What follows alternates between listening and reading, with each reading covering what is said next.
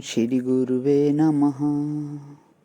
यस्य स्मरणमात्रेण ज्ञानमुत्पद्यते स्वयं, य एव सर्वसम्प्राप्ति तस्मै श्रीगुरुवे नमः।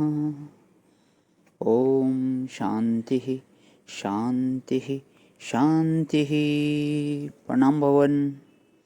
श्री आलू वाले बाबा जी का दिव्य ग्रंथ महावाक्य अध्याय चल रहा भगवान जीवन मुक्ति और पेज नंबर 203 से आगे करते हुए दृष्टांत चल रहा था। एक बड़ी जो था, एक किसान था, उसकी पुत्री थी स्वरूपवती कन्या। तो वो इतनी, नाम था प्रज्ञा देवी।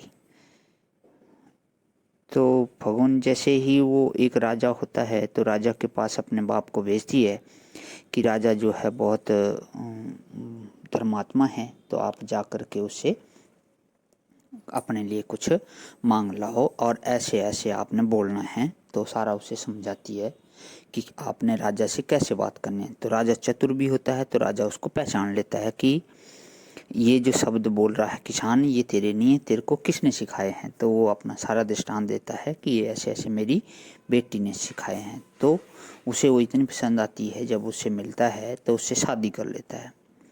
तो इससे आगे करते हुए इसको कि विवाह के बाद कितनेक वर्ष परस्पर प्रेमानंद में व्यतीत हुए। एक दिन एक तुच्छ कार्य के लिए राजा ने प्रज्ञा रानी को तिरस्कार कर क्रोध युक्त हो दो चार भली बुरी बातें सुना दी।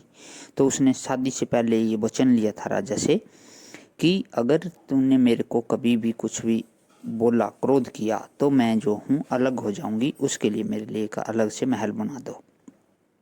तो अब उसी का दृष्टांत आगे चलते हुए रानी उस समय कुछ न बोली। जब शाम के समय राजा को शांत देखा तब कहने लगी, महाराज, आप मुझ पर क्रोधित हुए हैं, आपने मेरा तिरस्कार किया है, इसलिए अब मैं इस राजमहल में रहना ठीक नहीं समझती। विवाह के पूर्व मैंने आपसे जो वचन लिए थे उनके अनुसार मुझे शहर के बाहर के महल में रहने की आज्ञा दीजिए। राजा बोला, मैं अपने कहे हुए वचनों का पालन करने वाला हूँ। यदि तू राजमहल में रहना नहीं चाहती तो मैं भी बलात्कार से तुझे यहाँ रखना नहीं चाहता। तू राजमहल में से कौन सी वस्तु अपने साथ ले जाना चाहती है?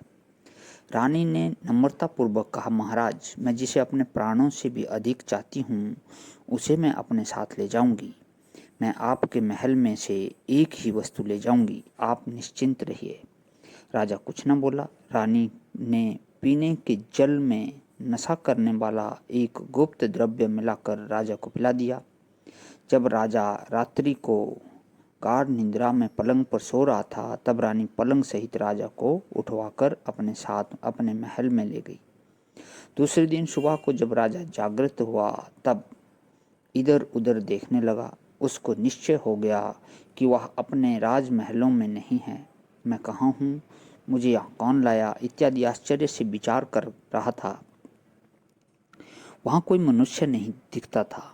चिल्लाकर बोल उठा, रे, मैं यहाँ कैसे आया, मुझे यहाँ कौन लाया, यह कौन स्थान है? तुरंत रानी दौड़कर पास कहने लगी, विचारो, आप कहाँ हो? मैंने आपकी आज्ञा अनुसार आपके महालय का त्याग किया है। अपनी प्रतिज्ञा के अनुसार मेरे गुप्त धन जो आप हो, हे परमेश्वर, उसे मैं अपने साथ ले आई हूँ। आप ही मेरे प्राण से अधिक प्रिय हो। हृदयेश्वर, पत्नी को पति से अधिक प्रिय अन्य कौन हो सकता है? आप मेरे गुप्त धन हो, आप मेरे इस अपराध को क्षमा कीजिए। रानी के युक्ति युक्त मधुर वचनों से राजा अत्यंत प्रसन्न हुआ और प्रेम से आलिंगन कर बोला, हे प्रिय, मैं इतने दिन तक तेरे साथ रहा, परंतु तुझे पूर्ण रीति से पहचान न सका। तूने मेरा कुछ भी अपराध नहीं किया है, मैंने ही तेरा तिरस्कार करके अपराध किया है। अब उसको भूल जा। पश्चात राजा रानी दोनों अति प्रसन्न हो उसी महल में रहे। जिस प्रकार प्रज्ञा देवी को राजा प्रिय था, इसी प्रकार संस्कार युक्त आत्म भाव वाली बुद्धि को आत्मा ही सबसे अधिक प्रिय होता है।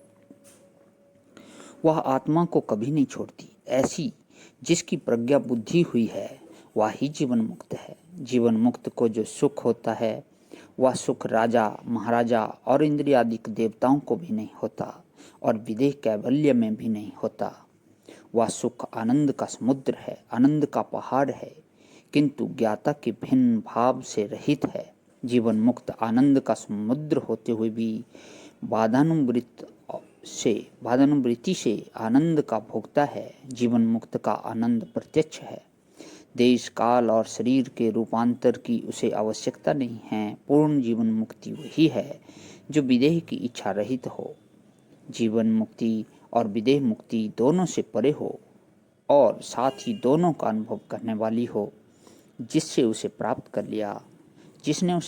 कर लिया उसने सब कुछ कर लिया, ब्रह्मांड को जीत लिया, हाथ में धर लिया। जो कोई सबके अधिपति अधिष्ठाता आधार का प्रत्यक्ष स्वरूप हो वह ही जीवन मुक्त है। प्रणाम भगवान। तो यहाँ पे हमारा जो है जीवन मुक्ति का अध्याय समाप्त होता है आज। ओम शांति ही शांति ही शांति ही। प्रणाम भगवान।